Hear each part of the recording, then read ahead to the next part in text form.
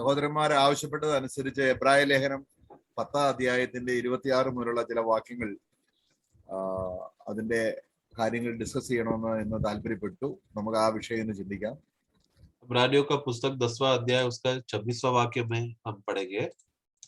Hebrews 10:26.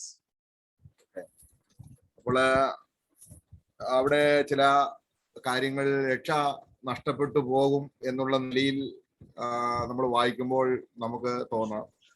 तो ये वाक्य पढ़ने के बाद ऐसा लगता है कि शायद हमारा उद्धार हम खो सकते हैं करके. ആദ്യമായിട്ട് നമുക്ക് എബ്രായ ലേഖനം എന്നുള്ളതിന്റെ ഒരു ചരിത്ര പശ്ചാത്തലം നമ്മൾ നോക്കിയാൽ അത് യഹൂദ ക്രിസ്ത്യാനികൾക്ക് വേണ്ടി എഴുതിയിരിക്കുന്ന ഒരു ലേഖനമാണ്.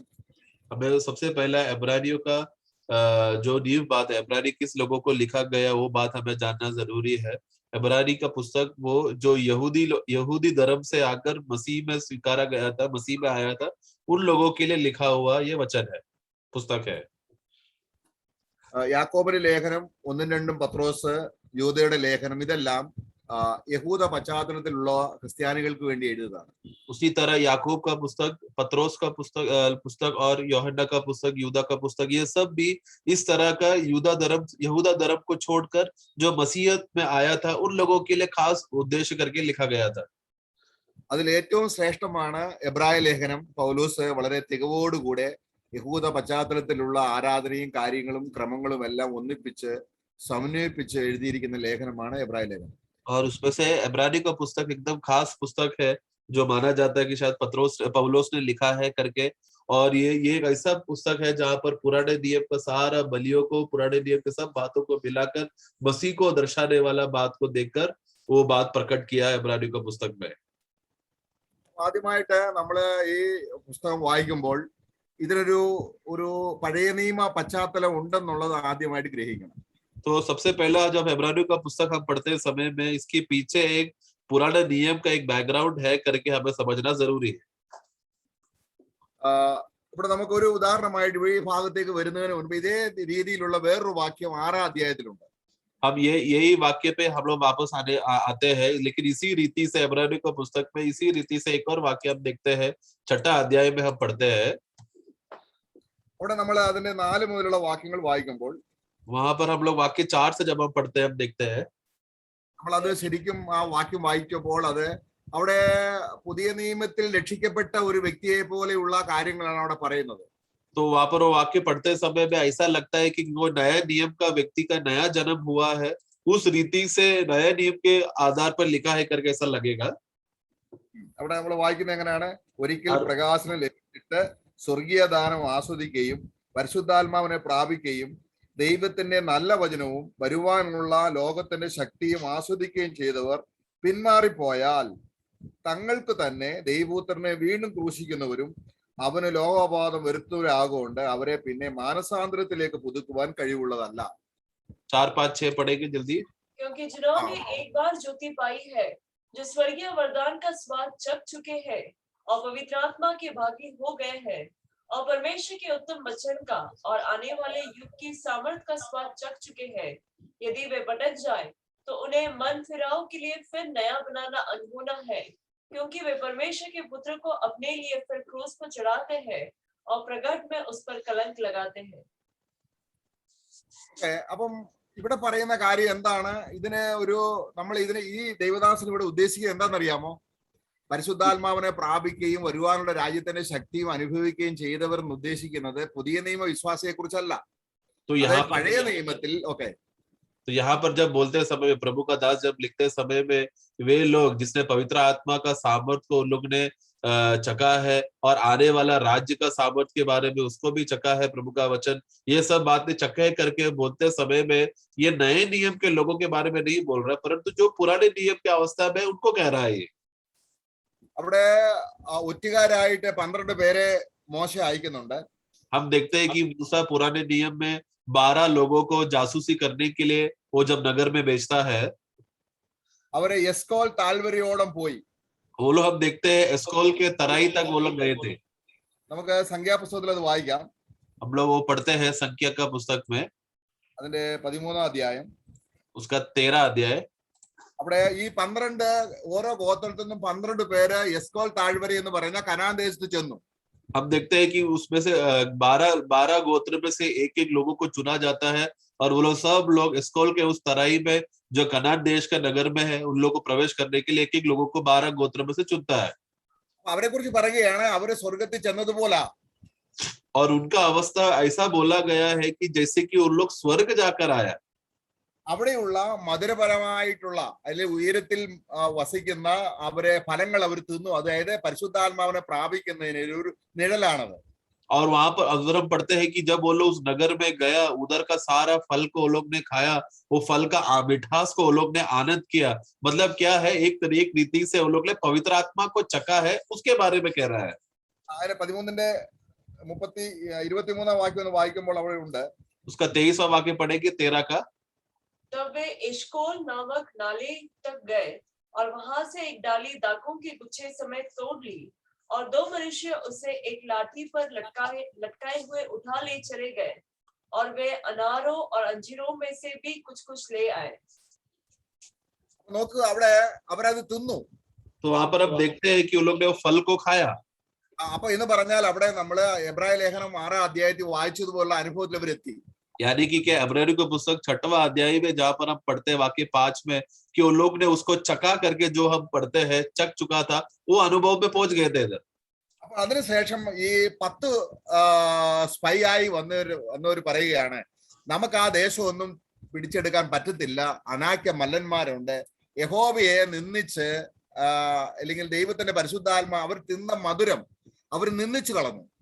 तो उसके बाद तो ये 12 लोग वो लोग जब वापस आने के बाद उसमें क्या हो गया, 10 लोगों ने उस नगर का खबर वो लोग अलग रीति से खबर दिया. उन लोग क्या बोलने लगे, हम लोग ये नगर को कब्जा नहीं कर सकते, ये नगर हमें पकड़ना हमें बहुत असंभव की बात है, क्योंकि वहां पर बड़े बड़े राक्षस लोग रहते हैं, दानव लोग रहते हैं, उनको कब्जा नहीं कर सकते बोलकर इस रीति से वो लोग बात करते समय में उन लोगों ने उस नगर का जो उन लोगों ने वो फल का वो रुचि किया था, खाया था, उसको वो रुचि को वो लोग ने ठुकरा दिया. അവരെ കുറിച്ച് വായിക്കുകയാണ്. അതിന്റെ 14 അധ്യായം അതിന്റെ 29 വാക്യം വായിക്കുമ്പോൾ और फिर हम लोग 14 का 29 में हम पढ़ते हैं, ഈ മരുഭൂമിയിൽ നിങ്ങളുടെ ശപം വീഴും. 14 का 29. എന്റെ മകൻ യോശുവ ഒഴികെ 20 വയസ്സ് മുതൽ മേലോട്ട് എണ്ണപ്പെട്ടവരായി എന്റെ നേരെ പിറുവിറുത്തവരായ നിങ്ങളുടെ എണ്ണത്തിൽ ആരും ഞാൻ നിങ്ങളെ പാർപ്പിക്കുമെന്ന് സത്യം ചെയ്ത ദേശത്തേക്ക് കടക്കയില്ല. അപ്പൊ ഇതിന്റെ ഒരു അലിഗോറിക്കലായിട്ട് പ്രതീകാത്മകമായിട്ട് ഇത് എടുത്തു പറയുകയാണ്. എവിടെ? रोमालेखन 6 अध्याय. यस, उसका 29 पढ़ेंगे. तुम्हारी लौतें ऐसी जंगल में पड़ी रहेगी और तुम सब में से 20 वर्ष की व उससे अधिक अवस्था के जितने गिने गए थे और मुझ पर बुड़बुड़ाते थे, उसमें से यपुन्ने के पुत्र कालीब और नून के पुत्र यहोशू को छोड़ कोई भी उस देश में न जाने पाएगा. हाँ, तो देखो यहाँ पर ये जो बात लिखा है वही रीति चित्र के रूप में एक अलग रीति से संभव वो बात वो घटना को यहाँ पर 6 का 4, 5, 6 में लिखा गया है. എന്നാൽ അവിടെ അതിന്റെ 8 മുതൽ പറഞ്ഞിട്ട് 9 വാക്യം മുതൽ പറയുന്നത് സഭയിലുള്ള വിശ്വാസികളെ കുറിച്ചാണ്. तो उसके बाद वही 6 का 8 वाक्य इस तरह का पुराना नियम का बातों को बोलने के बाद फिर वाक्य 9 में वहां पर नए नियम के कलीसिया के लोगों को बोला है. എന്നാൽ പ്രിയരെ, परंतु हे प्रियो, ഞങ്ങൾ ഇങ്ങനെ സംസാരിക്കുന്നുവെങ്കിലും यदि भी हम ये बातें कहते हैं तो भी പറഞ്ഞാൽ പഴയ നിയമത്തിൽ അവിടെ അവരെ യാത്ര പുറപ്പെട്ടെങ്കിലും അവിടെ 2 പേർ മാത്രമേ കനാൻ ദേശത്ത് എത്തിയുള്ളൂവെന്നും മറ്റുള്ളവർ മരുഭൂമിയിൽ വീണുപോയി എന്നും അലിഗോറിക്കലായിട്ട് ഒരു കാര്യം പറയാണ്. കാരണം എന്താണ്? അവര് മോശ മുഖാന്തരം പുറപ്പെട്ടെങ്കിലും അവർ മരുഭൂമിയിൽ വീണുപോയതുപോലെ ഈ പുതിയ നിയമത്തിൽ അവർക്ക് പ്രകാശം കിട്ടിയെങ്കിലും രക്ഷിക്കപ്പെടാത്തവരായ ഒരുപാട് പേര് എബ്രായ വിശ്വാസികളുണ്ട്. तो वहां पर इसके लिए वहां पर यहाँ पर कहते हैं समय में यहाँ पर कहता है कि इसलिए हे प्रियो, यदि भी हम ये बात कहते हैं करके बोलते हैं समय में कौन सा बात जो पुराने नियम की बातें जो विषय यहाँ पर जब बोला गया था, यानी कि मूसा के द्वारा उन लोग कनान देश में प्रवेश करने के विषय में वो लोग आते समय में सिर्फ उस नगर जासूस करने के लिए उस पीढ़ी के लोगों में से सिर्फ 2 ही लोग थे उसमें प्रवेश किया था, और जिन लोगों ने उन लोग उद्धार पाए हैं करके बोलते तो है, परंतु उन लोगों वो नया जन्म का अनुभव उनके अंदर नहीं था, जिसके वजह से वो लोग उस नगर में प्रवेश नहीं कर पाए। उसी रीति से नए नियम में यहाँ पर ये दास लिखकर कहता है कि तुम में से बीच में ऐसे बहुत से लोग हैं जो उस तरह के लोगों के समान है जिसके अंदर नया जन्म का अनुभव नहीं है। ഇനി അതേ കാര്യം തന്നെയാണ്, അതുപോലുള്ള ഒരു കാര്യമാണ് ഇനിയും 10-ാം അധ്യായത്തിൽ പറയുന്നത്. यही इसी रीति से फिर दोबारा ये बात हम 10वां वाक्य में भी हम पढ़ते हैं। 10:26 സത്യത്തിന്റെ പരിജ്ഞാനം ലഭിച്ച ശേഷം എന്ന് പറഞ്ഞാൽ യേശുക്രിസ്തുവാണ് ദൈവത്തിന്റെ പുത്രനെന്നും പഴയ നിയമത്തിലെ യാഗങ്ങളെല്ലാം അവരിൽ നിറവേറി എന്നുള്ള സത്യത്തിന്റെ പരിജ്ഞാനം ലഭിച്ചുവെങ്കിലും ഇവർ സ്വീകരിക്കാത്ത യഹൂദന്മാരുണ്ട് അന്ന് എബ്രായ ലേഖനം വായിക്കുന്ന വിശ്വാസികളായിട്ട്. അല്ലെങ്കിൽ അവര് യഹൂദന്മാർ തന്നെയാണ്, ശരിക്കും കർത്താവിലേക്ക് വന്നില്ല. उसका 26 पढ़ेंगे। क्योंकि सच्चाई की पहचान प्राप्त करने के बाद यदि हम जानबूझकर पाप करते रहे। हाँ, तो यहाँ पर देखो, तो ये सच्चाई का पहचान प्राप्त करने के बाद यहाँ पे ये किस लोगों के बारे में बोल रहा है? जब ये इब्रानियों का पत्र लिखते समय में ये उन लोगों के लिए बोला गया है जो यहूदा धर्म पे तभी भी बने तो रहते थे, परंतु यीशु का बात भी वो लोग सुनने के लिए आते थे। तो इन लोगों ने पूर्ण रीति से यीशु मसीह को अपना मन नहीं दिया था, क्योंकि यीशु मसीह का सुसमाचार और ये सब बातें सुनकर कि किस तरह यीशु ने कार्य किया, बलिदान को पूरा किया, ये सब बातें सुनने के बाद भी वो लोग दोबारा यहूदी धर्म में चले गए थे। ऐसे लोगों के बारे में वो कह रहा है। ഓക്കെ, അപ്പോൾ ഇവിടെ നമ്മൾ ഒരു കാര്യം അവിടെ വായിക്കുന്നുണ്ട്, അതിന്റെ 30-ാം വാക്യത്തിൽ വായിക്കുന്നുണ്ട്. उसके बाद देखो वाक्य 30 में वहां पर पढ़ता है, പ്രതികാരം എനിക്കുള്ളത് ഞാൻ പകരം വീട്ടും എന്നും കർത്താവ് തന്റെ ജനത്തെ ന്യായം വിധിക്കും. അപ്പോൾ ഇത് സഭയാണെന്നുള്ള രീതിയിലാണ് അനേകർ ചിന്തിച്ചത്. ഇത് കർത്താവിന്റെ സഭയുടെ ന്യായവിധി കാൽവരി ക്രൂശിൽ കഴിഞ്ഞു. ഇവിടെ പറയുന്നത് യഹൂദ പശ്ചാത്തലത്തിലുള്ള അല്ലെങ്കിൽ ഇസ്രായേൽ മക്കളെ ദൈവം ന്യായം വിധിക്കുന്ന കാര്യമാണ്. 30 पढ़ेंगे। पलटा लेना मेरा काम है, मैं ही बदला दूंगा। तो ये पलटा लेगा, बदला लेगा करके ये वाक्य पढ़ते समय में लोगों को तुरंत लगता है देखो प्रभु अभी आएगा और कलीसिया के ऊपर पलटा लेगा, बदला लेगा करके। परंतु ये प्रियो एक बात समझना, पलटा लेने का विषय कलीसिया के ऊपर अभी आता ही नहीं है, क्योंकि यीशु मसीह ने क्रूस पे सारा न्याय का जो परमेश्वर जो मनुष्य के ऊपर न्याय करने वाला था, वो कलीसिया का वो सारा न्याय और दंड को बदला लेने का वो सारा क्रोध को क्रूस पे प्रभु ने ले लिया था, उसको खत्म कर दिया था। इसलिए ये कलीसिया के बारे में नहीं है, परंतु ये यहूदियों के बारे में बोला गया है। അവർ പറയുകയാണ്, ദേവദാസൻ പറയുകയാണ്, നിങ്ങള് ഇസ്രായേൽ മക്കൾ പഴയ നിയമത്തിൽ അർപ്പിച്ച യാഗങ്ങളിലേക്ക് തിരികെ പോയി യേശുവിനെ സ്വീകരിക്കാതെ നിങ്ങൾ തിരികെ പോയാൽ ഇനിയും വലിയൊരു ന്യായവിധി, അല്ലെങ്കിൽ ഇസ്രായേൽ ജനത്തെ രക്ഷിക്കാൻ വേണ്ടി ദൈവം അയക്കുന്ന ന്യായവിധിയിൽ നിങ്ങൾ പെടും. ഇതേ കാര്യം തന്നെയാണ് യഹൂദന്മാർക്ക് ലേഖനം എഴുതുന്ന പത്രോസും പറയുന്നത്. പത്രോസ് ലേഖനം എഴുതുമ്പോൾ ആദ്യം പറയുന്നുണ്ട് ചിതറിപ്പാർക്കുന്ന 12 ഗോത്രങ്ങൾക്ക് എഴുതുന്നത്. അവിടെ വായിക്കും നമ്മൾ 1 പത്രോസ്. तो वहां पर हम पढ़ते समय में क्या हम देखते हैं कि यहाँ पर क्या हो गया, वहां पर प्रभु का ये दास वहां पर ये इजरायली लोगों को, यहूदी लोगों को बता रहा है कि देखो यीशु मसीह ने जो पुराने नियम में लिखा हुआ सारा पापियों सारा जो बलिया है, जो भी वेदी के बातें हैं, जो भी अर्पण करने वाला पुराना नियम का जो भी बातें हैं, उसको नए नियम में क्रूस में आकर प्रभु ने वो सब बात को पूरा कर दिया है। इसलिए तुम लोग वापस अभी वो पुराने नियम के बातों को, रीत रिवाजों को तुम लोग करने नहीं जाना। यदि तुम लोग अगर ऐसा करोगे तो तुम्हारे ऊपर एक भयानक दिन परमेश्वर ने तुम्हारे ऊपर रखा है, एक पलटा का दिन, एक बदला का दिन रखेगा। वो ऐसा एक दिन तुम्हारे ऊपर आएगा कि वो बहुत बड़ा विपत्ति तुम्हारे ऊपर होएगा। यही बात पत्रोस भी अपना लेखा में इस तरह कहता है। നമുക്ക് 1 പത്രോസ് അതിന്റെ 4-ാം അധ്യായത്തിന്റെ 17-ാം വാക്യം. पहला पत्रोस 4:17 में वहां पर हम पढ़ते हैं। അത് വായിക്കാം. 4:17 पढ़ेंगे। क्योंकि वह समय आ पहुंचा है कि पहले परमेश्वर के लोगों का न्याय किया जाए, और जबकि न्याय का आरंभ हम ही से होगा तो उनका क्या अंत होगा जो परमेश्वर के समाचार को नहीं मानते। വായിക്കുകയാണ്. അവിടെയും പറയാണ് എന്താണ് ദൈവത്തിന്റെ ന്യായവിധി ദൈവഗ്രഹത്തിൽ. ഇത് ദൈവഗ്രഹം ഉദ്ദേശിക്കുന്ന പഴയ നിയമത്തിലെ യഹൂദന്മാരുടെ കാര്യമാണ്. तो यहाँ पर देखो परमेश्वर का न्याय जो है, परमेश्वर के लोगों के ऊपर न्याय पहला आएगा करके बोलते समय में ये परमेश्वर का लोग यानी कि पुराने नियम के लोगों के बारे में कह रहा है। ഇത് സഭയെ കുറിച്ചല്ല, ये कलीसिया के बारे में नहीं है। അപ്പോൾ ഇവിടെ ദൈവഗ്രഹമേത്ത് ന്യായവിധി ഉണ്ട് എന്ന് പറയുമ്പോൾ രക്ഷിക്കപ്പെട്ട ഒരു വ്യക്തിയുടെ രക്ഷ നഷ്ടപ്പെടുകയും ദൈവം അവനെ ന്യായം വിധിക്കും എന്നൊക്കെയുള്ള നിലയിൽ നമ്മൾ ചിന്തിച്ചു പോകുന്നു. तो परमेश्वर का लोगों का न्याय किया जाएगा करके बोलते समय में ऐसा ये पढ़ते समय में क्या लगता है कि परमेश्वर अभी दोबारा कलीसिया का न्याय करेगा और उनको दोबारा नरक में डालेगा करके ऐसा सब बातें अर्थ निकलता है। അപ്പോൾ ഇവിടെ ആ കാര്യത്തെ കുറിച്ചല്ല പറയുന്നത്. परंतु ये कलीसिया को दोबारा उद्धार खो बैठेगा और फिर नरक में डालेगा, वो विषय बात नहीं कर रहा, इसराइल के बारे में कह रहा है ये। അതുകൊണ്ട് നമുക്ക് ഇവിടെ ഒരു പ്രത്യേക രീതിയിൽ അവിടെ വായിക്കുന്നുണ്ട്. അതായത് അവിടെ ദൈവപുത്രനെ ചവിട്ടിക്കളിക്കുകയും തന്നെ വിശുദ്ധീകരിച്ച നിയമരക്തത്തെ മലിനം നിരൂപിക്കുകയും കൃപയുടെ ആത്മാവിനെ നിന്ദിക്കുകയും ചെയ്തവൻ. അപ്പോൾ ഈ ഒരു പാപം അല്ലെങ്കിൽ ദൈവത്തിന്റെ പരിശുദ്ധാത്മാവിനെ നിന്ദിക്കാൻ ഒരു രക്ഷിക്കപ്പെട്ട പുതിയ നിയമത്തിലെ ഒരു വിശ്വാസിക്ക് എത്ര കാരണലായിരിക്കുന്ന വിശ്വാസിക്ക് കഴിയത്തില്ല.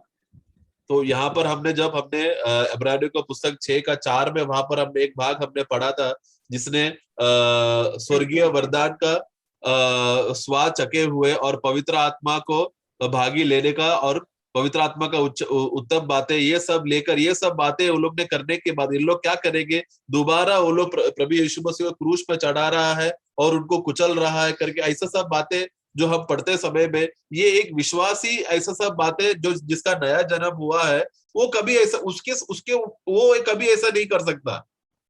ഇവിടെ കൃപയുടെ ആത്മാവിനെ നിന്ദിക്കുക, അതായത് 10-ാം അധ്യായത്തിന് 29-ാം വാക്യം 10:29 में हम पढ़ते हैं कि वो जो अनुग्रह का आत्मा को अपमान किया. അപ്പോൾ ആത്മാവിനെതിരെ ഒരു അവിശ്വാസി ചെയ്യുന്ന പാപവും ഒരു വിശ്വാസി ചെയ്യുന്ന പാപവും വചനത്തിൽ വളരെ വ്യക്തമായി പഠിപ്പിക്കുന്നുണ്ട്.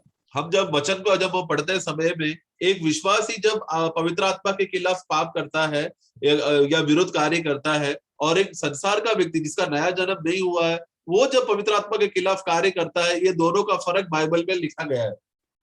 നമ്മൾ അത് മനസ്സിലാക്കിയാൽ ഇവിടെ പറയുന്ന പരിശുദ്ധാത്മാവിനെ നിന്ദിക്കുക എന്ന പാപം വിശ്വാസികളല്ല ചെയ്യുന്നത്, അവിശ്വാസികളാണ്. इसलिए यहाँ पर जो लिखा हुआ है कि अनुग्रह की आत्मा को अपमान करेगा करके बोलते समय में ये विश्वासी करेंगे ऐसा नहीं है प्रियो, ये अविश्वासी करने के बारे में कहा गया है. ആത്മാവിന് എതിരെയുള്ള ഒരു അവിശ്വാസിയുടെ പാപമാണ് നമ്മള് മത്തായിയുടെ സുവിശേഷം അതിന്റെ 12-ാം അധ്യായം 31-ാം വാക്യം വായിക്കുമ്പോൾ, तो मत्ती का पुस्तक 12 अध्याय का उसका 31 में हम पढ़ते हैं कि जो एक व्यक्ति पवित्र आत्मा के खिलाफ पाप करता है वो एक पापी के विषय में बोला गया है. അതായത് യേശു ക്രിസ്തു ദുരാത്മാവ് ഉള്ളവനാണ് എന്ന് പറഞ്ഞാൽ ദൈവം നിന്ന അത് ഒരു വിശ്വാസിക്ക് ചെയ്യാൻ കഴിയത്തില്ല, അവിശ്വാസിക്ക് മാത്രമേ ചെയ്യാൻ കഴിയുള്ളൂ. यानी कि एक व्यक्ति ऐसा बोल रहा है कि यीशु मसीह दुष्ट आत्मा के सामर्थ्य से सब कार्य कर रहा है, दुष्ट आत्मा से भरा हुआ करके इस सब की बातें, ये सब तरह का निंदा की बातें ये एक विश्वासी कभी यीशु मसीह के खिलाफ कर नहीं सकता, ये पापी ही कर सकता है.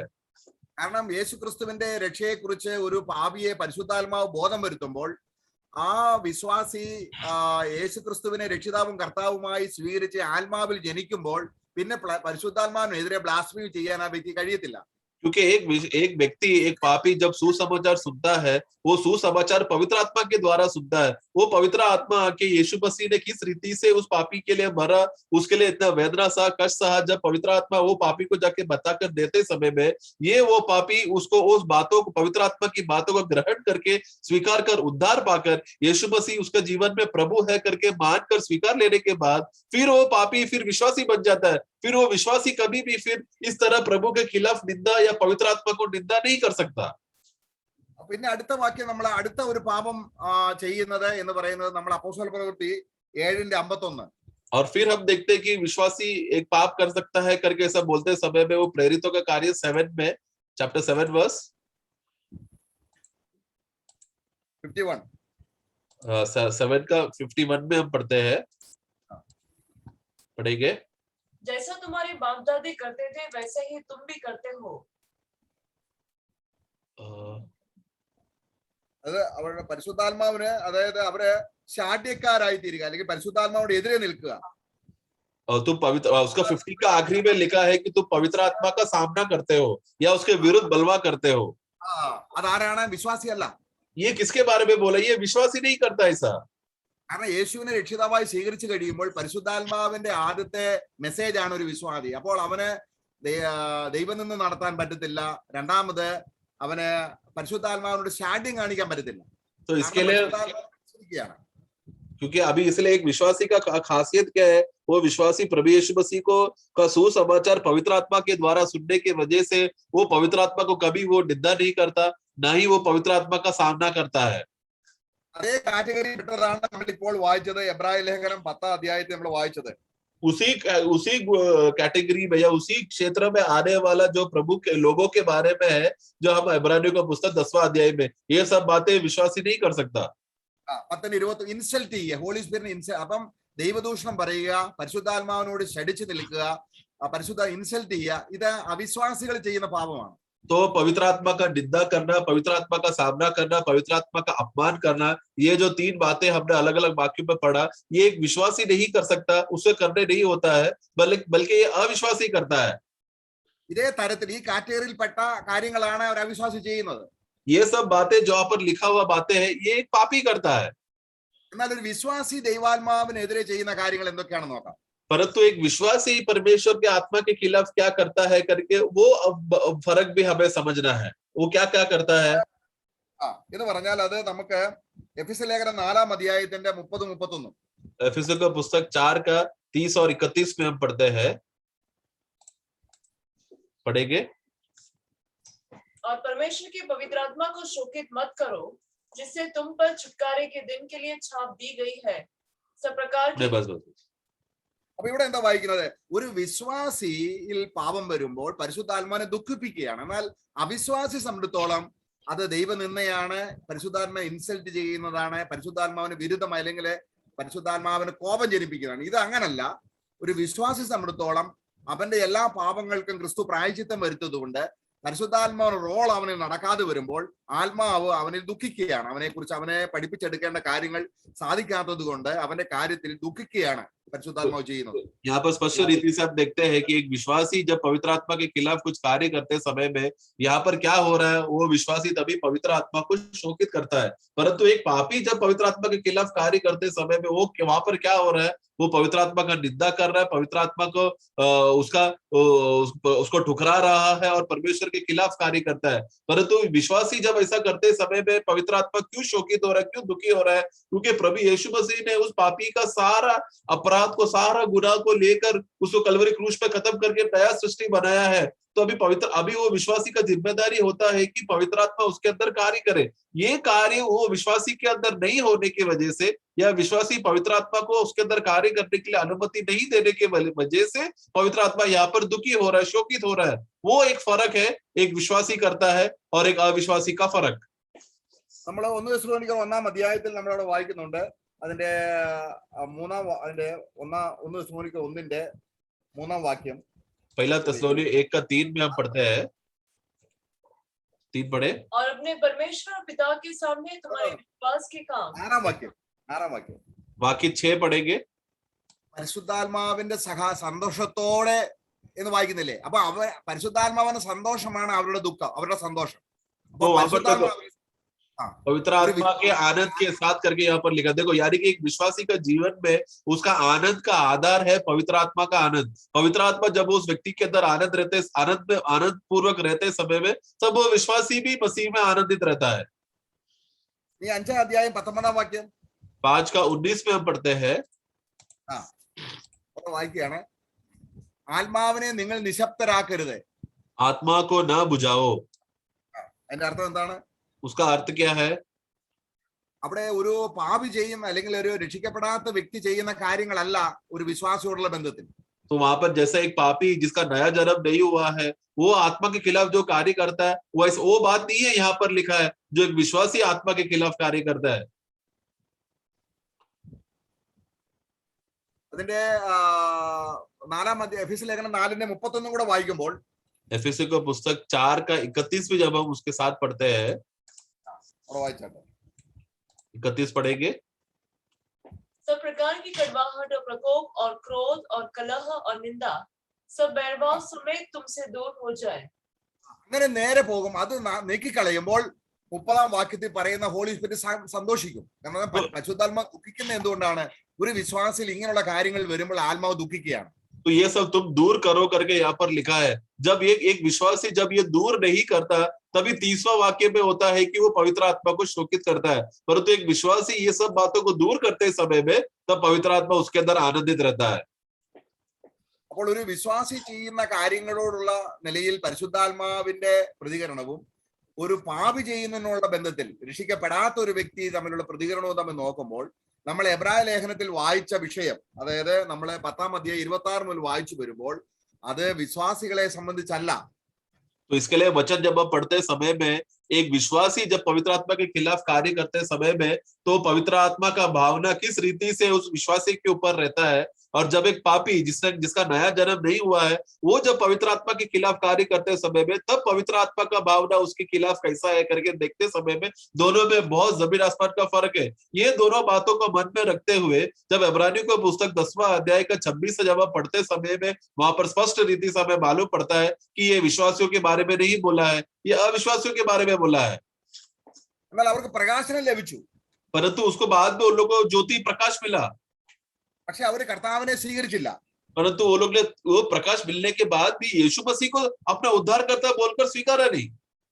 അവർ പറയുകയാണ് ക്രിസ്തുവിനേക്കാൾ മെച്ചം നല്ലത് മോശയാണ്, അല്ലെങ്കിൽ ആ എബ്രായ ലേഖനത്തിന്റെ കണ്ടന്റ് തന്നെ യേശു മോശയേക്കാൾ വലിയവൻ, യേശു അഹരോനേക്കാൾ വലിയവൻ, യേശു ദൂതന്മാരെക്കാൾ വലിയവൻ, ഇങ്ങനെയുള്ള പഴയ നിയമത്തിൽ ഇവര് മുറുകെ പിടിച്ചിരിക്കുന്ന കാര്യങ്ങളെക്കാൾ എല്ലാം ക്രിസ്തു വലിയവനാണ്, അവനാണ് ദൈവത്വം തെളിയിക്കുകയാണ്.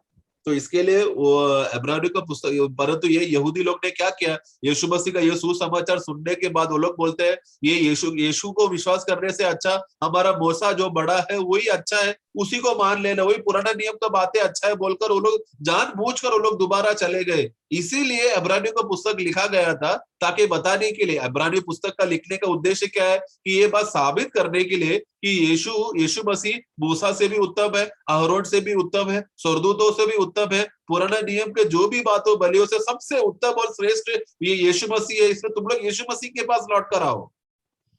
അപ്പോൾ അവര് വചനം സുവിശേഷം കേട്ടു, तो ये यहूदी लोगों ने सुसमाचार सुना क्या? हाँ सुना, പക്ഷെ അവര് കംപ്ലീറ്റ് കർത്താവിനെ പഴയ നിയമത്തിൽ പറയുന്ന യാഗങ്ങളുടെ നിവൃത്തിയാണ് ക്രിസ്തു എന്നും അവനാണ് ദൈവപുത്രൻ എന്നും വിശ്വസിച്ചില്ല.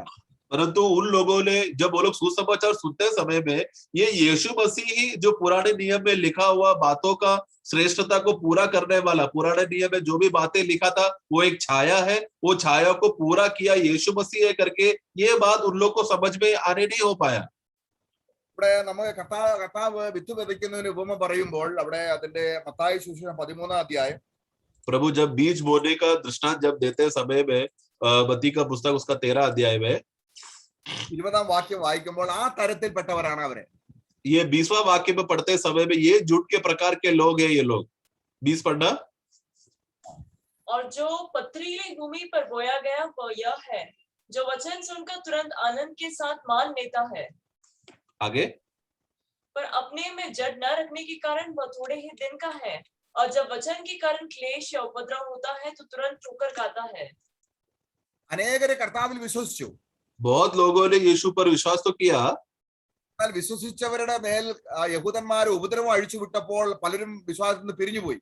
परंतु ये विश्वास करने वाले लोगों के ऊपर जब विपत्ति आया, क्लेश आया, ये बहुत से लोगों ने यीशु को ठुकरा दिया। അപ്പോൾ അവർ കേട്ട വചനം അവരുടെ ഹൃദയത്തിൽ സ്ഥിരമായി വസിച്ച് ഒരു ജെനുവിനായിട്ടുള്ള ഒരു രക്ഷ അല്ലെങ്കിൽ വീണ്ടും ജനനം അവരിൽ നടന്നില്ല. तो उन लोगों ने जो सुसमाचार उन लोगों ने सुना था, जो वचन उन लोगों ने सुना था, उनके अंदर पूर्ण उद्धार का कार्य उनके अंदर नहीं हुआ था। കർത്താവ് അങ്ങനെയുള്ള യഹൂദന്മാരോട് കർത്താവ് പരസ്യമായി പറഞ്ഞ ഒരു വാക്യം നമുക്ക് വായിക്കാം. നമുക്ക് യോഹന്നാന്റെ സുവിശേഷം, നമ്മളും ഒരു പക്ഷേ ഈ വിധത്തിൽപ്പെട്ടവരായിരിക്കാം. നമുക്ക് ശരിക്കും രക്ഷിക്കപ്പെടാതെ നമ്മള് രക്ഷിക്കപ്പെട്ടു എന്നുള്ള രീതിയിൽ നമ്മൾ വഞ്ചിക്കപ്പെടാൻ സാധ്യതയുണ്ട്.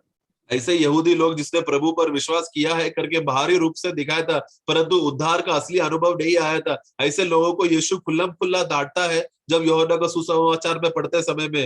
हे प्रियो, मैं आपको एक बात बताना चाहता हूँ, ऐसा अवस्था जो असली उद्धार नहीं पाने का अवस्था हमारे अंदर भी हो सकता है। इसलिए अपने आप को परखो और जांचो कि क्या हम लोग सचमुच नया जन्म हुआ है कि नहीं, हमारा उद्धार हुआ है कि नहीं। അപ്പം നമുക്ക് യോഹന്നാന്റെ സുവിശേഷം 8-ാം അധ്യായം, यूहन्ना का सुसमाचार 8वां अध्याय അതിന്റെ 30-ാം വാക്യം ഒന്ന് വായിക്കാം. उसका 30 हम पढ़ते हैं, पढ़ेंगे। वह ये बात कह ही रहा था कि बहुतों ने उस पर विश्वास किया। അവൻ സംസാരിച്ചുകൊണ്ടിരുന്നപ്പോൾ, അത് അപ്പോസ്തലന്മാരല്ല, കർത്താവ് നേരിട്ട് സംസാരിക്കുമ്പോൾ തന്നെ അവർ അനേകർ വിശ്വസിച്ചു. तो जब प्रभु बात कर रहा था उसी समय में बहुत से यहूदी लोगों ने यीशु पर विश्वास किया। ये चेले लोगों के बारे में नहीं बोल रहा है, बल्कि दूसरा यहूदी लोग है जो विश्वास किया।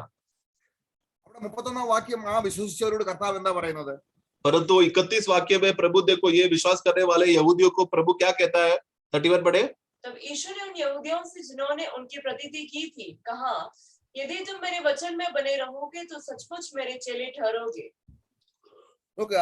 അപ്പൊ ഈ യേശുവിൽ വിശ്വസിച്ചവരോടാണ് 44 വാക്യത്തിലോട്ട് വരുമ്പോൾ കർത്താവ് പറയുന്നത് നിങ്ങൾ പിശാച് എന്ന പിതാവിന്റെ മക്കളാണെന്ന് പറയുന്നത്. കാരണം യേശുവിൽ വിശ്വസിച്ചു, പക്ഷെ ഇപ്പോഴും അവർ ആരാണ്? സാത്താന്റെ മക്കളാണെന്നാണ് കർത്താവ് പറയുന്നത്.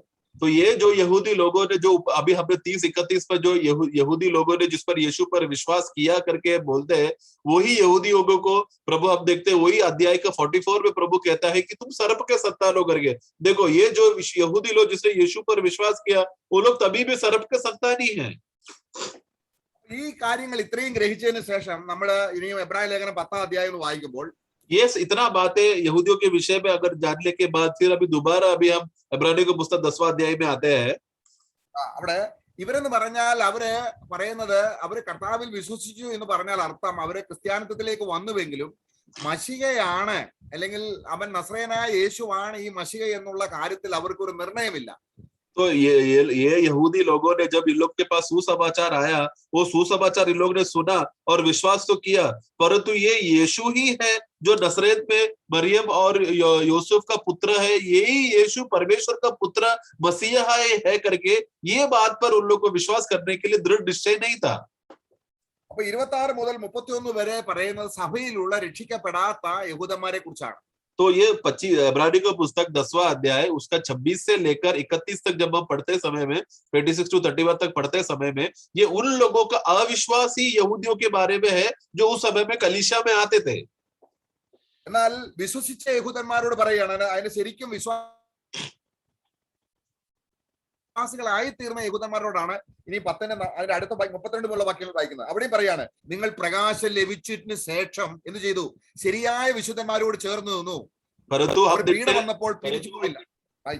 परंतु जो उस समय में कुछ ऐसे यहूदी लोग भी थे जिसने सचमुच सुसमाचार को मान के पकड़ कर रखा था और यीशु मसीह पर विश्वास किया था, ये यहूदी लोगों का नया जन्म हो गया था। उन लोगों के बारे में 32 में क्या कहता है, देखो 32 पढ़ेंगे।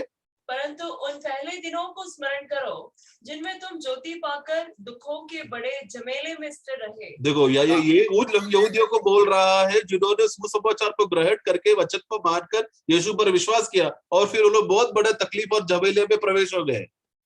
അപ്പോൾ ഒരു കൂട്ടം ആൾക്കാര് രക്ഷിക്കപ്പെട്ട് വേർപെട്ടവരായിട്ട് ക്രിസ്തുവിന് വേണ്ടി കഷ്ടം അനുഭവിക്കുകയും പീഡ അനുഭവിക്കുകയും ചെയ്യുന്നു. അത് യഹൂദന്മാരാൽ തന്നെയാണ്.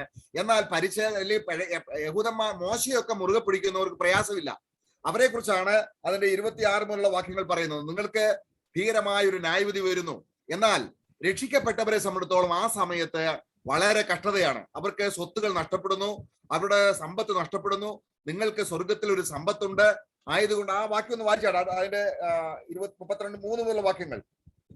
तो इसके लिए यहाँ पर देखो, यहाँ पर यह अवस्था क्या हो गया, उस समय में जब यहूदियों के बीच में सुसमाचार बांटा गया था तब यहूदियों के बीच में बंटवारा हुआ। एक वो यहूदी लोग जिसने सुसमाचार सुना परंतु यीशु नहीं चाहिए, उनको मूसा चाहिए बोलकर अविश्वास किया, और दूसरा एक ऐसा छोटा सा यहूदी का जुट थे जिसने सुसमाचार सुना, यीशु मसीह सच्चा मसीहा है, उद्धार करता है बोलकर उन्होंने विश्वास किया।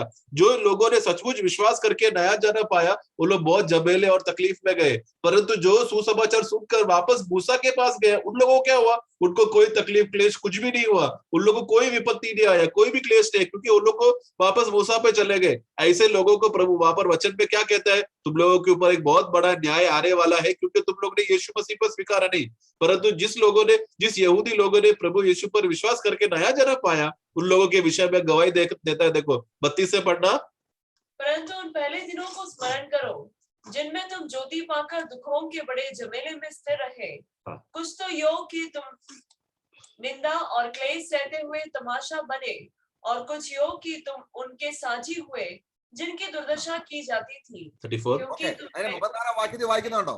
34 में देखो क्या लिखा है, ഞാൻ ജയിലിൽ കിടന്നപ്പോൾ നിങ്ങൾ എന്നെ വന്ന് കണ്ടു. जब मैं जेल में था तब तुम लोग मुझे मिलने भी आए थे। എന്നാൽ 25 മുതൽ പറയുന്ന 26 മുതൽ പറയുന്നവർ അത് ചെയ്തില്ല. परंतु जो 26 में लिखा हुआ जो वाक्य के वो जो अविश्वासी वाले यहूदी लोग, वो लोग ने ऐसा नहीं किया। ആ പൗലോസ് ജയിലിൽ കിടക്കുന്നു എന്ന് കണ്ട് സന്തോഷിക്കുക അത്ര ചെയ്തത്. तो उल्टा वो लोग पौलुस जेल में चला गया, अच्छा हो गया बोलकर वो लोग वो बात पे आनंद कर रहे थे। അപ്പൊ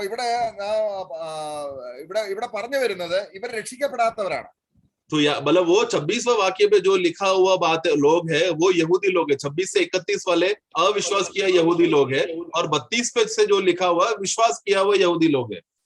അപ്പൊ പൗലോസ് ഇവിടെ പൗലോസ് നമ്മൾ മലയാളത്തിൽ വായിക്കുമ്പോൾ തടവുകാരോട് നിങ്ങള് വചനം പറഞ്ഞു എന്നുള്ളതല്ല, അങ്ങനല്ല അത് ആ വചനം. തടവിലായിരുന്നപ്പോൾ, ഞാൻ തടവിലായിരുന്നപ്പോൾ നിങ്ങൾ സന്തോഷത്തോടെ വന്ന് നിങ്ങളുടേതായിരിക്കുന്ന വസ്തുവകൾ അല്ലെങ്കിൽ നിങ്ങളുടെ ആഹാര കാര്യങ്ങളൊക്കെ എനിക്ക് തന്നു, അതിന് സ്വർഗത്തിൽ നിങ്ങൾക്ക് പ്രതിഫലമുണ്ട്. तो वहां पर 34 का वाक्य पढ़ना। क्योंकि तुम कैदियों के दुख में भी दुखी हुए और अपने संपत्ति भी आनंद से लूटने दी, यह जानकर कि तुम्हारे पास एक और भी उत्तम और सर्वदा ठहरने वाली संपत्ति है। तो वहां पर हिंदी में जब लिखा है कि क्योंकि तुम कैदियों के दुख में भी तुम लोग भागी थे, बोलते समय में यह लगता है कि कोई और कैदी के बारे में है करके, परंतु सही परिभाषा अगर पढ़ेंगे तो ऐसा लिखा है कि जब मैं कैदी था तब तुम लोग मुझे मिलने आए करके, ऐसा मतलब ये पौलुस के बारे में लिखा गया है। जब वो कैद में था तब ये लोग वो लोग आते थे मिलने के लिए, और उन लोग का जो भी धन संपत्ति था बेचकर पौलुस को वो लोग खाना देने के लिए दूर दूर से वो लोग आते थे पौलुस का सेवा करने के लिए। അവർക്ക് സ്വർഗത്തിൽ ഉത്തമമായ സമ്പത്തുണ്ട്. और ऐसे लोगों के विषय में पौलुस कहता है कि तुम लोगों के लिए एक उत्तम और स्वर्ग में एक स्थिर ठहरने वाला एक संपत्ति रहेगा करके पौलुस उनको प्रोत्साहन करके बोलता है। പൗലോസും തീമോത്തിയോസും ഒരുമിച്ചാണ് ജയിലിൽ കിടക്കുന്നത്. तो पौलुस और तिमोथी दोनों साथ में जेल में पड़ा, बंदीगृह में था। പൗലോസിനേക്കാൾ മുൻപേ, കാരണം പൗലോസ് മെയിൻ തടവുകാരനായതുകൊണ്ട്, കാരണം തീമോത്തിയോസിന് കുറച്ചു നാളത്തേക്കുള്ള തടവുള്ളത് കൊണ്ട് തീമോത്തിയോസ് ജയിലിൽ നിന്ന് ഇറങ്ങി. परंतु क्या हो गया, पौलुस और तिमोथी जब दो साथ में जेल में रहते हैं तो भी पौलुस जो है बड़ा, रोम के नजर में पौलुस बड़ा गुनहगार था क्योंकि वो ज्यादा सुसमाचार बांटता था। तिमोथी सिर्फ एक पौलुस का चेला है बोलकर, छोटा अपराधी है बोलकर तिमोथी को जल्दी जेल से छोड़ दिया था, रिहा कर दिया था। നമ്മൾ 13 അധ്യായത്തിന്റെ 23 വാക്യം, उसका इब्रानियों 13 का 21 पे आप पढ़ते हैं।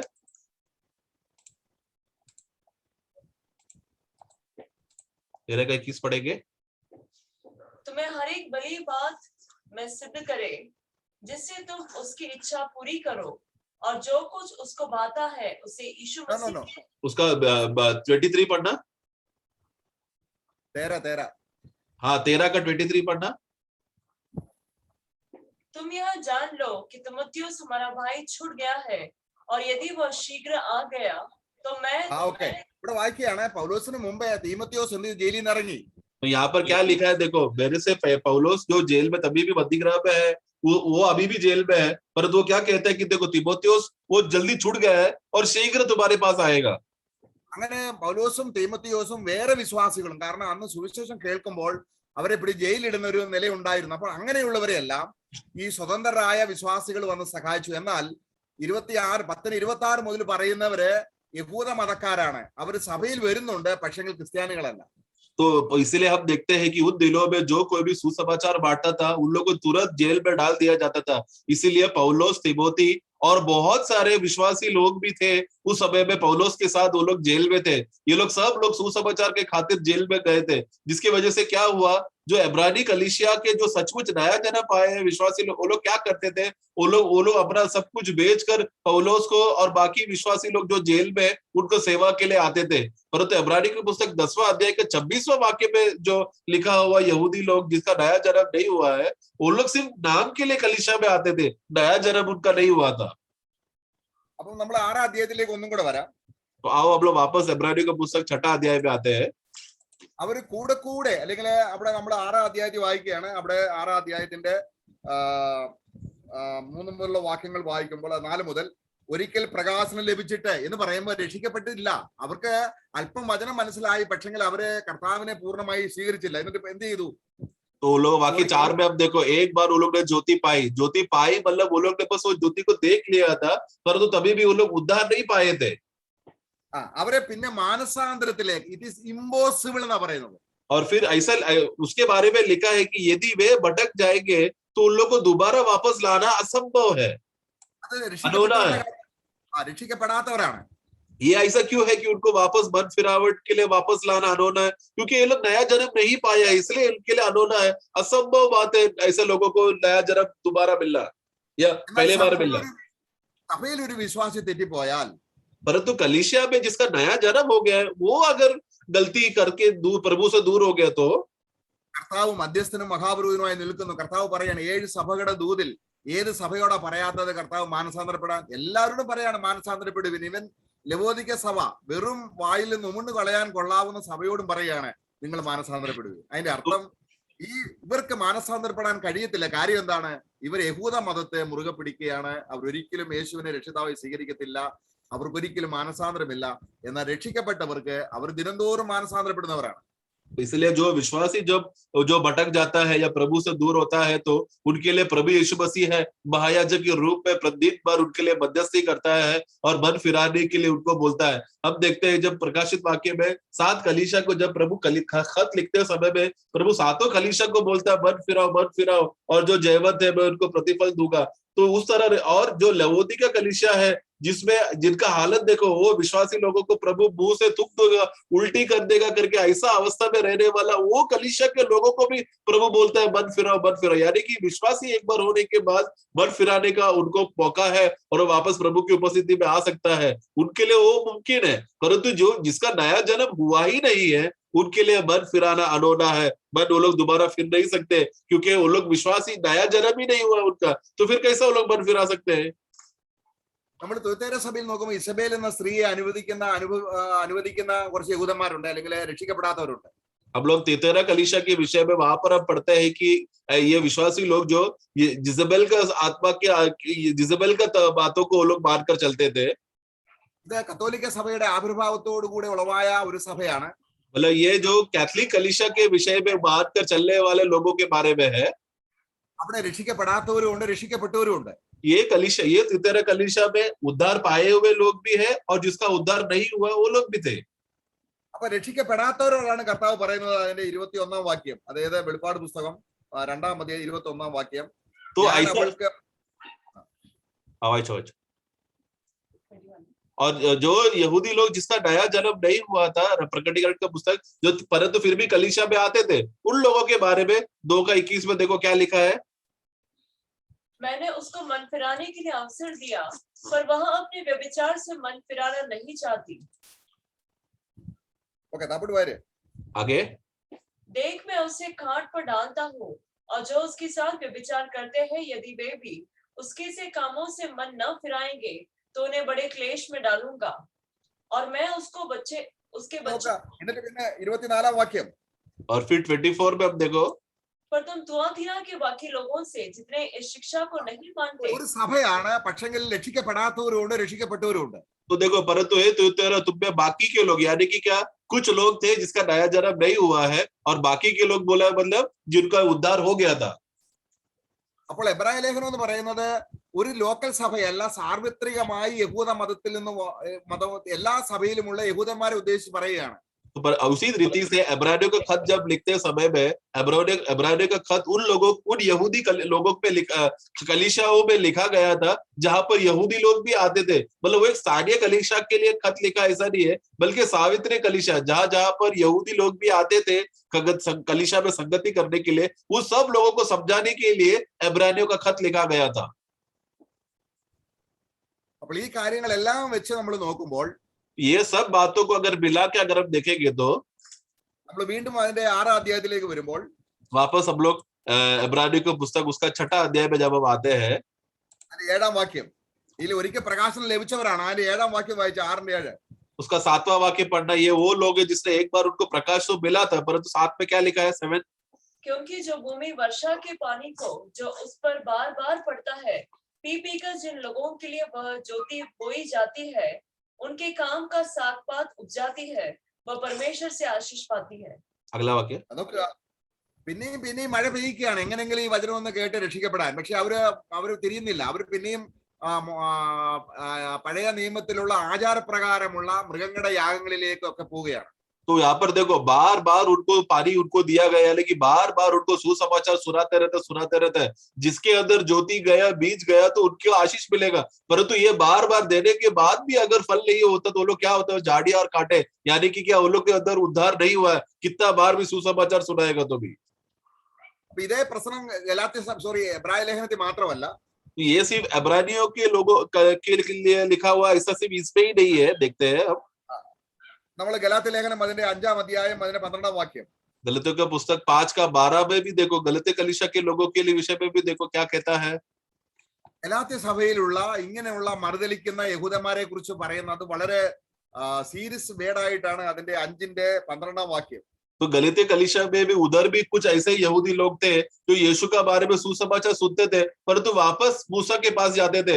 ऐसे लोगों के बारे में एकदम सख्त रीति से वाक्य 12 में कहता है. വാക്യാണ്. भला होता कि जो तुम्हें डाउनलोड करते हैं वे काट डाले जाते. നോക്കുക, ഇങ്ങനെ ഒരു വിശ്വാസിയെ കുറിച്ച് പറയുവോ പൗലോസ്? क्या पौलुस कभी भी एक विश्वासी के बारे में ऐसा बोलेगा क्या? ഒരിക്കലും ഇല്ല. कभी नहीं. എന്നാൽ അപ്പോൾ ഈ ഗലാത്യ സഭയിൽ ആരുണ്ട്? उसका मतलब ये गलती कलीसिया में और कौन कौन थे? സഭയിലെ അംഗങ്ങളായിട്ട് രക്ഷിക്കപ്പെടാത്ത യഹൂദന്മാരായ ആൾക്കാരുണ്ട്. അവർ ട്രഡീഷണൽ ആയിട്ട് യഹൂദന്മാരാണ്. അവർ മോശയുടെ പ്രമാണവും പരിച്ഛേദനയൊക്കെ പിടിക്കുകയാണ്. അവർ അതിന്റെ 5-ാം അധ്യായത്തിന് 2-ാം വാക്യം. तो कलीसिया में वहां पर यहूदी लोग भी आते थे जो बाहर के रूप में वो लोग दिखाते थे, कलीसिया में आकर संगति करते करके दिखाते तो थे परंतु अंदर ही अंदर वो लोग होते असली यहूदी लोग थे जो सिर्फ मूसा का रीत रिवाज के बारे में, पुराने नियम के बातों को, व्यवस्था को मानकर चलते थे. मसीहा का बात को नहीं मानते थे. सुसमाचार को सुनकर उद्धार पाने का मन नहीं था. बाकी 2 में देखो क्या लिखा है. देखो मैं पौलुस तुमसे कहता हूँ कि यदि खतना कराओगे तो मसीह से तुम्हें कुछ लाभ न होगा. നോക്കുക, നിങ്ങൾക്ക് യേശുക്രിസ്തുവിന് ഒരു പ്രയോജനമില്ല. നിങ്ങൾ രക്ഷിക്കപ്പെടുത്തില്ല. കാരണം ഇവര് കർമ്മരീതിയിലൂടെ രക്ഷിക്കപ്പെടാൻ നോക്കുന്നവരാണ് സഭയിലുള്ളത്. क्योंकि वहां पर पौलुस वहां पर बताना चाहता है यदि तुम लोग कोई रीत रिवाज करके कुछ कार्य करके तुम लोग उद्धार पाने के लिए तुम लोग कलीसिया में आ रहे हो तो मसीह के साथ तुम्हारा कोई लाभ नहीं होगा, तुम्हारा नया जन्म नहीं होगा, मसीह का उद्धार का कार्य तुम्हारे अंदर नहीं होगा, कोई लाभ नहीं होगा. അപ്പൊ സഭയിലുള്ള ശരിക്കും രക്ഷിക്കപ്പെട്ട ചിലർക്കും പ്രയാസം തോന്നി, പൗലോസ് എന്തുകൊണ്ടാണ് ഇങ്ങനെയുള്ളവരോട് കഠിനമായി സംസാരിക്കുന്നത്? तो इसके लिए जब ये खत गलीता के कलीसिया के लोगों के पास जब आया, उन लोगों ने, जो विश्वासी लोगों ने भी जब ये खत पढ़ा तो उन लोगों को भी एकदम आश्चर्य हो गया कि पौलुस क्यों ऐसा विश्वासी लोगों के बारे में ऐसा कह रहा है करके उन लोग भी चकित हो गए. അപ്പോഴാണ് അതിന്റെ 4-ാം അധ്യായത്തിന്റെ 12 മുതൽ എങ്ങനെയാണ് ഗലാത്യയിൽ സഭ സ്ഥാപിക്കാൻ ഇട വന്നതിന്റെ കാര്യം പറയാണ്. നിങ്ങൾ യേശുക്രിസ്തുവിനെ പോലെ എന്നെ സ്വീകരിച്ചു, നിങ്ങളെ കണ്ണെനിക്ക് ചൊഴിഞ്ഞു തരാൻ നിങ്ങൾ താല്പര്യമുള്ളവരായിരുന്നു അതിന്റെ എന്ന് പറഞ്ഞ് 12 മുതൽ 15 വരെ പറയാണ്. 15-ാം വാക്യം വായിക്കാം. फिर उसके बाद 4 का गलतियों की पुस्तक 4:12 से जब पढ़ते समय में वहां पर देखो गलती कलीसिया में वहां पर किस तरह उस गलते का जगह पर वहां पर सुसमाचार तुम्हारे बीच में पहुंचा और किस तरह तुम लोग उद्धार पाए, किस तरह वहां पर कलीसिया स्थापना हो गया, किस तरह तुम लोग कष्ट उठाने के लिए तैयार थे. ये सब बोलकर उन लोग इतना कष्ट उठाने के लिए तैयार थे कि वो लोग अपना आंख निकाल कर भी पौलुस का सेवा करने के लिए तैयार था. वाक्य 15 पढ़ेंगे. तो वह तुम्हारा आनंद मनाना कहाँ गया? मैं तुम्हारा गवाह हूँ कि यदि हो सकता तो तुम अपनी आंखें भी निकाल कर मुझे दे देते. എന്നിട്ട് പിന്നെ 16-ാം വാക്യം പറഞ്ഞു, അങ്ങനെ ഇരിക്കെ നിങ്ങളോട് സത്യം പറയുന്നുണ്ട് എന്ന് പറഞ്ഞാൽ ഈ യഹൂദന്മാരെ രക്ഷിക്കപ്പെട്ടില്ലെങ്കിൽ അല്ലെങ്കിൽ അവർ ശിക്ഷിക്കപ്പെടുമെന്ന് പറഞ്ഞാൽ ആ സത്യം പറഞ്ഞത് കൊണ്ട് ഞാൻ നിങ്ങളുടെ ശത്രുവായി പോയോ? 16 पढ़ना. फिर तो क्या तुमसे सच बोलने के कारण मैं तुम्हारा बैरी हो गया? तो सच कौन सा सच पौलुस ने उनको बोला कि तुम्हारे बीच में जो यहूदी लोग हैं जो पुराना नियम का रीत रिवाज मानकर चलते हैं उन लोगों को मसीह नहीं चाहिए बल्कि मूसा का रीत रिवाज का कार्य चाहिए, ऐसे लोग नरक में जाएंगे करके ये सत्य जब मैंने तुमको बोला तो क्या मैं तुम्हारा बैरी हो गया? എന്നേക്കാൾ നിങ്ങളെ അവർ സ്നേഹിക്കുന്നു എന്നുള്ള എരിവ് അവർ കാണിക്കുന്നുണ്ട്. അടുത്ത വാക്യം വായിക്കുന്നുണ്ട്.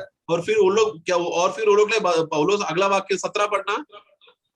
वे तुम्हें मित्र बनाना तो चाहते हैं पर भली मनसा से नहीं, वरन तुम्हें अलग करना चाहते हैं कि तुम उन्हीं को मित्र बना लो. तो ये यहूदी लोग क्या करते हैं जो मूसा के बातें बातें हैं, वो लोग मुझसे पौलुस से भी ज्यादा मित्रता और दोस्ती दिखाकर वो लोग उन लोगों को खींच कर पौलुस सुसमाचार से वो लोग कलीसिया से बाहर निकालना चाहने का यत्न कर रहे थे. तो वो पौलुस इसलिए चेतावनी दे रहा है उनको. അത് നിങ്ങളുടെ ഗുണത്തിനായിട്ട് തീരുകയില്ല. और फिर ऐसा बात तुम लोग उनका बात सुनकर यदि तुम लोग उन लोग के पीछे चले जाओगे तो तुमको कुछ लाभ नहीं मिलेगा. അതുകൊണ്ട് ഞാൻ അവരെ പറയാണ്, നല്ല കാര്യത്തിന് നിങ്ങൾ എരിവ് കാണിക്കുക. ഇങ്ങനെ പരിജ്ഞാനമില്ലാതെ, കാരണം അവിടെ നല്ല കാര്യത്തിന് എരിവ് കാണിക്കാൻ പറഞ്ഞാൽ നമുക്കത് റോമാലേഖനം 10-ാം അധ്യായത്തിൽ അത് പറയുന്നുണ്ട്. परंतु भली बातों के लिए तुम लोग इस समय के लिए तुम लोग मित्र बनने के विषय में यत्न करो करके पौलुस वहां पर 18 वाक्य में बोलता है. वो भला कार्य क्या है? रोमियो का पुस्तक 10-ാം അധ്യായം 10वां अध्याय അതിന്റെ 1 മുതലുള്ള വാക്യങ്ങൾ വായിക്കുമ്പോൾ उसका 1 से जब हम पढ़ते हैं, एक पढ़ना. हे भाइयों, मेरे मन की अभिलाषा और उनके लिए परमेश्वर से मेरी प्रार्थना है कि वे उद्धार पाए, क्योंकि मैं उनकी गवाही देता हूँ कि उनको परमेश्वर के लिए ढूंढ रहती है, परंतु बुद्धिमानी के साथ नहीं, क्योंकि वे परमेश्वर की धार्मिकता से अनजान होकर और अपनी धार्मिकता स्थापन करने का यत्न करके परमेश्वर की धार्मिकता के अधीन न हुए। യഹൂദന്മാര് പൊതുവെ വളരെയധികം തീക്ഷ്ണതയുള്ളവരാണ്. देखो यहूदी लोगों को स्वाभाविक रीति से देखा जाए तो बहुत ही उत्तेजना से जीने वाले लोग थे, बहुत ही गर्वशाली थे वो लोग। പൗലോസ് തന്നെ പറയുന്നുണ്ട്, ഞാൻ തന്നെ ഭയങ്കര തീക്ഷ്ണതയുള്ളവനായിരുന്നു, അനേകരെ കൊന്നുകളഞ്ഞു.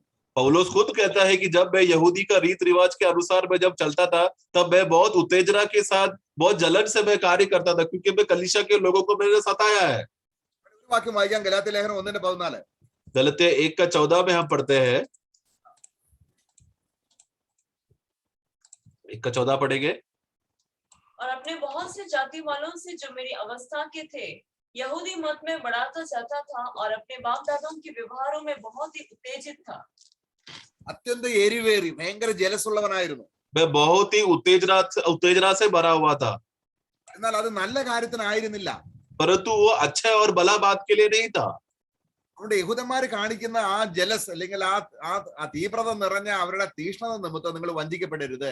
इसलिए यहूदी लोग तुम्हारे बीच में आके जो तीव्रता के साथ तुमको मित्र बनाने का जो कार्य कर रहे हैं ना, उसमें तुम लोग बहक नहीं जाना।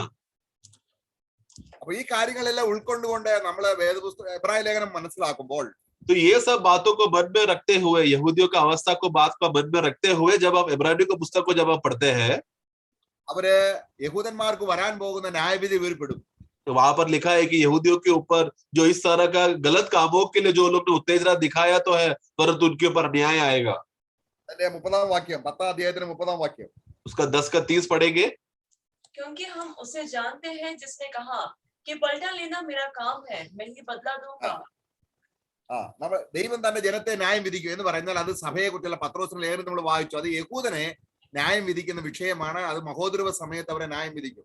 तो आपकी प्रभु अपने लोगों के ऊपर न्याय करेगा करके बोलते समय में वो कलीसिया के बारे में बोला नहीं है। जैसे हमने पत्रोस में भी पढ़ा था, प्रभु न्याय सबसे पहला प्रभु के भवन में, प्रभु के घराने में होगा। वो विश्वासियों के बारे में नहीं है, कलीसिया के बारे में नहीं है, बल्कि यहूदी लोग जो महाक्लेश में जाकर उनके ऊपर प्रभु कार्य करेगा, वो न्याय के बारे में प्रभु कहता है। മധ്യാകാശത്തിൽ വിശുദ്ധന്മാരുടെ പ്രതിഫലത്തിന് വേണ്ടി ന്യായം വിധിക്കുന്ന കാര്യമല്ല പറയുന്നത്, ശിക്ഷാവിധിയുടെ കാര്യമാണ്. तो ये वो न्याय के, ये कौन सा न्याय के बारे में बोल रहे हैं जो उनके ऊपर दंड आने वाला है, परंतु विश्वासियों को क्या उठा ले जाने के बाद उनके ऊपर न्याय करेगा ताकि प्रतिफल मिलेगा। वो प्रतिफल का न्याय के बारे में नहीं बोला है, बल्कि जिनको दंड मिलेगा, जो महाक्लेश में जाने का दंड के बारे में लिखा गया है। ആകയാല് ഒരു രക്ഷിക്കപ്പെടാത്ത യഹൂദനെ കുറിച്ച് പറഞ്ഞിട്ട് പൗലോസ് പറയുന്നത് അവിടെ നമ്മൾ 6-ാം അധ്യായത്തിൽ ഒന്നുകൂടെ വായിച്ച് അവസാനിപ്പിക്കാം. പ്രിയമുള്ളവരെ, അതിന്റെ 9 മുതലുള്ള വാക്യങ്ങൾ. इसके लिए वहां पर देखो इब्रानियों की पुस्तक में जब विश्वासियों को बोलने के बाद नया जन्म पाया हुआ यहूदियों को बोलने के जो जिसका नया जन्म नहीं हुआ है, उन लोगों को बोलने के बाद जो नया जन्म हुआ यहूदी विश्वासियों के बारे में इब्रानियों 6:9 में हम पढ़ते हैं, ഞങ്ങൾ ഇങ്ങനെ സംസാരിക്കുന്നുവെങ്കിലും നിങ്ങളെ കുറിച്ച് ശുഭമേറിയത് സംസാരിക്കുന്നു. पर हे प्रियो, यद्यपि हम ये बातें कहते हैं तो भी तुम्हारे विषय में हम इससे अच्छी और उद्धार वाली बातों का भरोसा करते हैं। ये उनके बारे में है जिन्होंने नया जन्म पाया हुआ यहूदी लोगों के बारे में है। Praise the Lord. Praise the Lord. ഇവിടെ അവസാനിപ്പിക്കാം. ഇതിൽ കൂടുതൽ ഒരു വിശദീകരണം ആവശ്യമുണ്ടെന്ന് തോന്നുന്നില്ല. Yes. Praise the Lord. प्रभु का धन्यवाद हो। मुझे इस विषय में लगता है कि आप लोगों को इस विषय में अच्छी रीति से समझ गया होगा कि एक विश्वासी कभी भी अपना उद्धार नहीं खोएगा। Praise the Lord.